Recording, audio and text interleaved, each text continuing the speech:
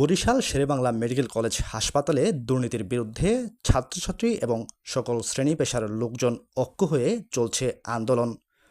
মোহাম্মদ আবু সালেহ বিপ্লবের পাঠানো তথ্য ভিডিওচিত্রে থাকছে বিস্তারিত। শেরেবাংলা মেডিকেল কলেজ হাসপাতাল সহ সারা বাংলাদেশের সকল হাসপাতালের একই অবস্থা। নেই উন্নত চিকিৎসা, পরীক্ষা নিরীক্ষা এবং যন্ত্রপাতি। ডক্টর, নার্স ও দালালদের দৌরাত্ম্য যেন কোনোভাবেই থামছে না। রোগীদের সঠিকভাবে কোনো চিকিৎসা সেবা দেওয়া হচ্ছে না। সরকারি ঔষধপত্র পাচ্ছে না ভুক্তভোগী রোগীরা। বিভিন্ন রোগের জন্য যেসব চিকিৎসা দেওয়া দরকার তার পর্যাপ্ত কোনো ব্যবস্থা নেই মেডিকেল কলেজগুলোতে।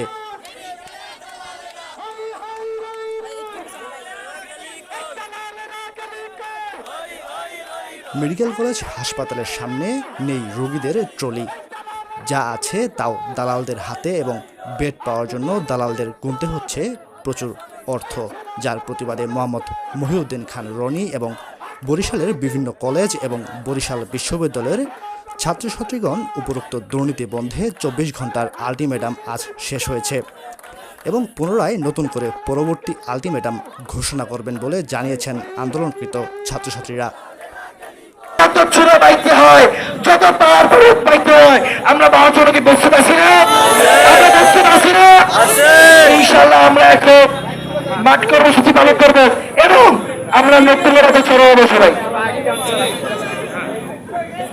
সংগ্রামী বরিশালবাসী, আপনার প্রত্যেকে জানেন আমরা গত 10টা দিন এই শেরেবাংলা মেডিকেল কলেজ হাসপাতালের অববর্তমানে পরিবর্তনের জন্য, বাংলাদেশের সকল সরকারি হাসপাতালের অববর্তমানে পরিবর্তনের জন্য স্বাস্থ্যখাত সংস্কারের 3 দফা দাবি আদায়ে অবস্থান কর্মসূচি করে যাচ্ছি।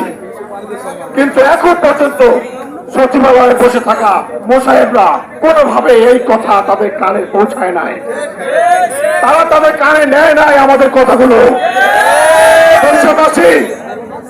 আমরা 2024-এ যে গণ অভ্যুত্থান হয়েছে, জুলাই ছাত্র জনতার গণ অভ্যুত্থান হয়েছে, আমরা এই গণ অভ্যুত্থানে আমাদের রক্ত দিয়েছিলাম কিসের জন্য? বৈষম্য দূর করার জন্য। কিন্তু বরিশালের কথা যদি ঢাকায় না পৌঁছায়, এটা কি বৈষম্য নয়? এই বৈষম্য দূর করার জন্য আবার যদি আমাদের রাজপথে রক্ত দিতে হয়, রক্ত যখন দিতে শিখে গেছি, আমরা আবার রক্ত দিব। আমরা আমাদের অধিকার আদায় করে ঘরে ফিরে যাবো ইনশাআল্লাহ। আমরা এখন এখানে যারাই আছি আপনাদের প্রত্যেককে বলে দিতে চাই, আমরা রাজপথে নেমেছি। 24টা ঘন্টা হয়ে গেছে, 24 ঘন্টা আলটিমেটাম আমরা দিয়েছিলাম। আমরা কি এখন সবাই মিলে বরিশাল ব্লকে যেতে পারি?